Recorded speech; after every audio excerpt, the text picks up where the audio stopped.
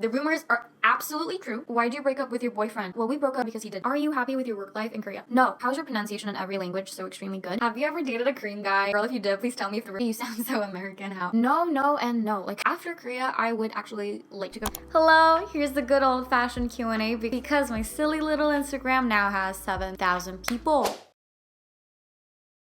following it. I actually have a lot more on TikTok, 210k, but I don't know, somehow, I don't know if it's because of the recent algorithm, I feel like that's less. The math is not mathing. I feel like 70k on Instagram is a lot more than 200k on TikTok. And so to celebrate that, I will be answering a lot of the questions that I have been getting to cover the basics. I started as like a language learning content creator. I never did just that, but basically that was my niche. I speak 6 languages: Turkish, English, Korean, Spanish, German, French. I learned them in this order. I was born and raised in Turkey. I moved to Korea when I was 18 to study. I graduated with honors. I studied global business, got my first job in marketing in Korea, and I still live here. So FAQ covered. Now let's get into the more interesting ones. So, can you make a get ready with me in all the languages that you speak? I have like 3-4 of them. Go check my reels, my TikToks. Are you happy with your work life in Korea? No. I don't even know how many times I've said it. I think I mention it in all of my work-related content. Korea is not an ideal country to work in if you're not absolutely sure that you don't have a better alternative. For example, I would give so much right now to just drop everything and to be able to work in basically any other European country. The conditions are so much better there. I think in America, it really depends a lot on your company, but I think I got so lucky. As a foreigner, I think right now I'm working in one of the best places that I could work at. But still, if you actually compare it to like Europe or even where I'm from, if you compare it to Turkey, the conditions there are so much better. We don't even have sick days. I just think that is wild. Like, I had COVID, I still had to show up to work and a bunch of things like that. I don't want to get into too much detail because I want to keep the good vibes going. I don't want to talk so much about the negative stuff in this video, but if your other options are not like, I don't know, somewhere in the world that has it so much worse, I would not recommend Korea for working. Do you plan what you're gonna learn each day or is it spontaneous? So some of my language learning habits, they're always there. I always make sure to do them. They're not spontaneous. For example, listening a podcast on my way to work or on the weekends, starting my mornings with a documentary either in German or French. That is not spontaneous. I have to have them or I slack off. That is just my personality. Other than that, yeah, I kind of feel like I just do whatever I want. But the spontaneous part also comes from me kind of analyzing and thinking about what I'm lacking. For example, ever since I started this job, I realized that I lack a lot of knowledge on colloquial Latin American Spanish, so I decided to consume a lot of natural Latin American content, which I've talked about. Here's the video. I have really good recommendations for you guys. So my routine just becomes that. Whenever I feel like I'm lacking this or that in a language, I just make these things a part of my day. Yeah, so that's basically what I do. How do you feel about your life choices, studying, moving, etc.? Did you anticipate it before? Do you have a plan? No, no, and no. Like, how do I feel about it? I am actually pretty happy with it. I know that this was the best that I could do, being where I am right now, because I grew up middle class in Turkey, and so I feel like if I studied or worked anywhere else, I would not be this financially safe. I studied completely for free with my scholarship. I also covered my living expenses up to like 500,000 won a month. I saved a lot of that. I also worked part-time jobs, so even as a student, I saved a good amount of money to be able to pay the deposit for this house. Now as a junior employee, I get to pay rent, bills, I get to eat out, drink, buy whatever I want, and then I still have a good amount of money for myself. I feel like as a junior employee, like this is my first job, I feel like this is a freedom that I would not be able to have anywhere else in the world easily. So I am actually enjoying the freedom that I have right now. I also really like my job. I feel like I was born to do something like this, something creative. I like that a good portion of my job requires me to be creative, doing stupid shit on social media. I feel like I was born to be stupid on the internet. I like that a lot. I really enjoy it. So yeah, I feel good in the sense that I know this is the best that I could do. But, you know, every once in a while something challenging happens and I'm like, oh, did I really not move somewhere else after graduation? Or Could I not move back home? I just know that I would be miserable back home and I would complain about everything all day. But yeah, it's okay. I feel like everybody questions their choices sometimes. Especially these days, I am kind of proud of the person that I have become. Please show us how you use the wardrobe whiteboard thing, please. And do you have any style icons you look up to? I would like to answer these questions both at once. My wardrobe whiteboard thing that I have gotten 1,000 comments about, it is not a whiteboard. I rented this apartment. I walked into this place. I saw this wardrobe that I was not really happy with because it was super white. My aesthetic is nothing like that. I was just like, oh, I have to do something about it. Then I saw whiteboard potential. It is not a whiteboard. Thought I could just use it as one. And for style icons, I would go for either Morticia or Wednesday Addams, as you can see. Or Cruella. I love her. So today, for example, I feel like I'm giving Wednesday. But on the days where I'm not giving Wednesday, I'm definitely giving either Morticia Addams or Cruella. Hope that helps. Does shadowing technique really help speaking skills? I feel like it does help a lot. It is probably one of my favorite ways to study a language. I just like consuming content and just repeat whatever those native speakers are saying. I feel like that's how I learn English for the most part. I would watch Miley Cyrus whole day, every day, and I would just try to repeat whatever she was saying, how she would speak. Yeah, basically whatever was on Disney Channel, I would pretend that I could actually speak. Like, I could not even build sentences in English, but I would pretend that I could, and I would just like talk to myself whole day. It really sounded like Simlish almost. That is basically how babies learn languages as well. They just shadow people around them until they can actually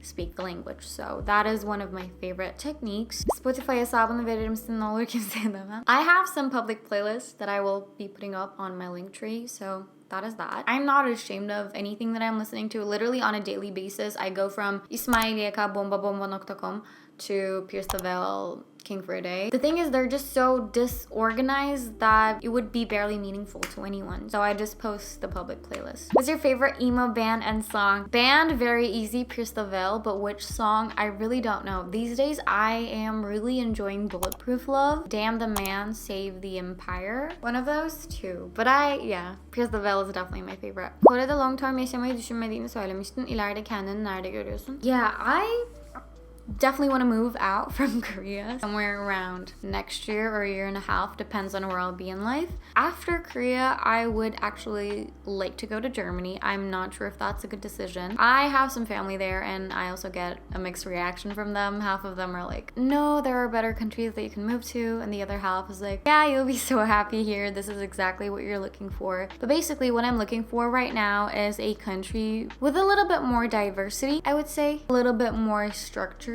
towards its like foreign international residents, and a country where I can be more of a part of the society. So Germany's the second most diverse country after the States. I don't have the guts to move to States. I like healthcare. It is a scary place for me. I also don't have a driver's license. I wouldn't survive there. So Germany sounds like a good compromise. Yeah, also I have a lot of people I love there. I would love to be around them. I would want to move to Berlin though, and whenever I say I want to move to Berlin, people are like, I can see that. So that always makes me happy. But the thing is, before moving to Seoul, I was also like 100% sure that I wanted to live in Seoul, and turns out I actually really don't. So the only way to know is to go and figure out, maybe I would move there and I would like, fuck this. Yeah, it turns out this was also not the city for me. But I feel like once I'm in Europe, it would be easier to like switch countries. Cuando quieres venir a Suiza, eres bienvenida. I actually love this little community that I have. Recently, a friend of mine moved to Denmark, and one of my followers from there was like, oh, connect me with your friend, I'd love to show her around. And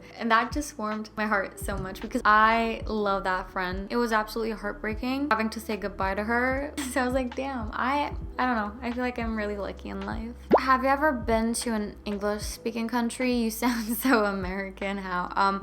Whenever people say you sound so American, Americans tell me not to take that as a compliment. So that's that. I just grew up consuming a lot of content from America, and basically for each of the languages that I learned, I realized that I just pick up the accent of the person that started teaching me the language or the content that I was like predominantly consuming. And in the case of English, it was Disney Channel. So that's how I picked up that accent. Also, a lot of people give me shit for learning Spanish with a Spaniard accent. My professors were all from Madrid, and I just picked up their accent. I really don't think it is that deep. But yeah, I have never been to an English speaking country ever in my life. At least nothing in the inner circle. I have been to Hong Kong. I just love learning languages and I love picking up accents. So how many languages do you want to learn in total? Do you have a goal? So this has never been a goal. Like, that's why when people ask, oh, which language are you learning next? I never have an answer. I never do, because it's not like, oh, before the age of 30, I want to reach to 10, 15. It doesn't work like that for me. I didn't even start learning languages with that goal in mind. Oh, I want to speak like 5, 6 languages. At the time, I was just interested in that language. I started picking it up. I learned all of the languages that I learned for a reason. I just liked music, movies, someone that speaks that language. For me, it has to work like that. If I'm not having fun, or if I don't have like a fun piece of motivation, I will simply not learn that language. And so right now, I don't know the next language because I'm just interested in learning French right now. That just seems like the most fun to me. But next year, it probably won't be it. I have like a 2-year life cycle with all the languages that I learned. First 2 years, I'm in love. Their culture, their TV shows, their everything. Then I just have a new obsession. I feel like hyperfixations are a good portion of how and why I learn languages. Basically, numbers don't mean anything to me if I'm not happy with, like, it's gonna sound so nerdy, but learning languages brings me happiness. I do it because that's my hobby. I do it because that's the thing I enjoy. That's why I don't want to ruin it for myself by setting goals like that, like 10 languages, 12 languages. Like, who cares? I could be speaking 20 languages out there, but if I'm not really interested in half of it, their culture, the people, it just doesn't mean anything to me. Why'd you break up with your boyfriend? Well, we broke up with my non-existent boyfriend because he did not exist, and I just thought that was rude, that was disrespectful. I told him I'm not taking this anymore. It's like he wasn't even there, you know? Like, if you're not gonna be there for me, that tells you everything you should know. Also, even if I had a boyfriend, I feel like I would never post him on eylül. So you wouldn't know. Maybe I have one right now. Maybe I don't. We'll never know. Maybe you will. I don't know. I have to think about it. What is it like to live in Korea as a foreign woman? Not great. I don't want to talk so much shit in this video, but it's just, I don't feel like this is the best country to live in as a foreigner. So I feel like a man's experience in the workplace, putting up with all the immigration bank stuff is not going to be any different than mine. But the perks, I feel like I really feel safe here. One time, I took myself out on a cinema date. I came back around like 11:30 and I just walked back home. It was dark. It was late. I didn't even have to like be nervous, turn around, look back. I know that there are also terrible things going around in Korea and you should really be careful. I am careful at all times nevertheless, but I just know that in Turkey, I would not be able to do that without freaking out. I would have like an anxiety attack or something. Or I don't know, anywhere else in Europe for that matter. Like when I was in Paris, I was gonna die of anxiety. I don't think I would be able to act or feel as free in any other country. So that's one aspect that I really, really like about Seoul. As a woman who does not know how to drive, I feel very safe and independent here. Like, what field of work do you exactly work in? I right now work in social media marketing. What do you think about social life in Korea? I think it's shit. Like, I'm not gonna lie to you guys. I think it is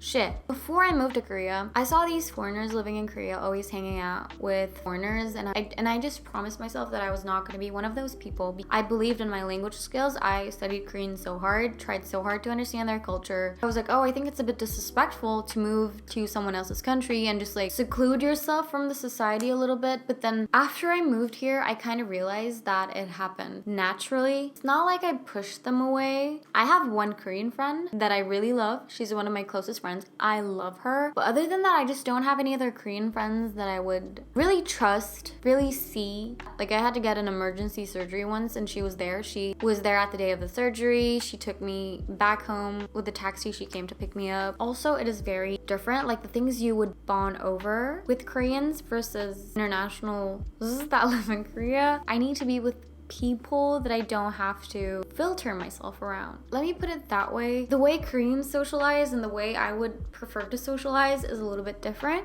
and therefore it is not for me. I'm not saying this way is right. I'm not saying this way is wrong. I'm just saying after 5 almost years of living here, I just realized that it wasn't for me. And that is on me. That is no one else's fault. So.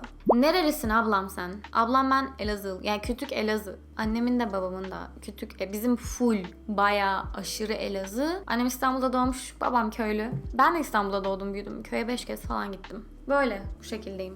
Cereal first or milk first? I think people who put milk first are psychopaths. Future plans. I'm struggling. Please don't ask. But ideally, if you gave me the options right now, I would move to Europe, find a remote job, and live my life. I don't think 9 to 6 office jobs, it's insane. It is crazy that this is the normal that we have set as humanity. Every single person that lived before me, I blame you for this. What is wrong with you? Yeah, especially my parents though. Like, you're not a millionaire. You gave birth to me, and because of you, I'm working 9 to 6 forever. Insane. Were you not scared when you moved to another country? A lot of people tell me, wow, you're so brave, you moved to another country on your own at 18, started a new life. To be honest, at 18, you don't think about it. At 18, you're not aware of all these things that you have to do. Health insurance, bank accounts, phone numbers, finding a place to stay, moving in, all these things you have to figure out. You're not aware of it. Even if you think of the hardships, you are not aware of it to this extent. So at 18, the only feeling I had was excitement, and I was just really excited to go out in the world and discover. I have always wanted to live somewhere else. So for me, it was more like accomplishing a lifelong goal. Even before I was aware where Korea is, I just had this dream of living abroad. First it was America, then it was the UK. I even thought about Australia, but by the time I was 18, I settled on Korea. I wasn't scared. It was just fueled by this very innocent ignorance. That's what I would call it. What's your favorite language? These days, definitely Spanish. I have fallen in love with it again. I just enjoy speaking in Spanish so much. I enjoy consuming a lot of content in Spanish. Can you do vlogs in Espanol? If you'd like to watch, I would actually love to make it. It would just be so much fun. Do you have any language proficiency certificates like DELE, etc.? DELE is so fucking annoying because when I was in Istanbul, the spots to take the exam, they would fill up so quickly that I wouldn't be able to sign up for it. And in Korea, they're just so much more expensive. So I'm like, I could have taken it for so much cheaper in Turkey. I can't bring myself to pay for that in Korea. I have TOEFL and TOEFL. I got it when I was 17 though, so it's not valid anymore. But when I was 17, I got 112 out of 120. And TOEFL, I took it recently, last year, and I got level 6. How did you know you want to study business? I didn't. You know what? University is a scam. If you're not like, I don't know, from a major where you have to like learn formulas or how to do things. I feel like business degrees are a scam. You just learn what you have to do at your workplace. It really depends on what you do. There are so many things that you can do with a business degree, and what I'm doing right now, I could have done it straight out of high school. Like, university taught me, let's say, other things.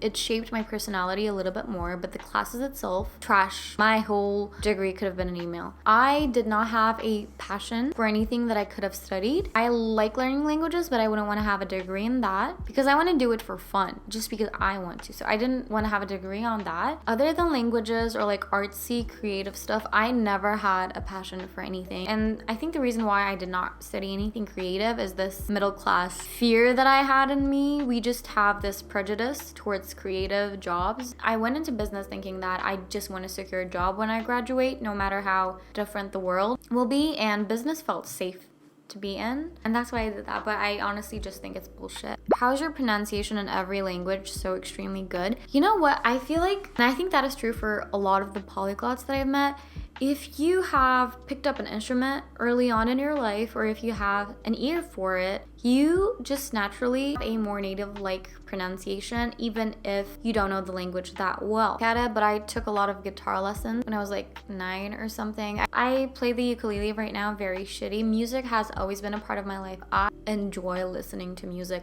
like as a hobby. You know, I could just sit down, analyze the lyrics, the beat, the instrumental melody, whatever, for hours, and I could bore you for hours on how much it means to me.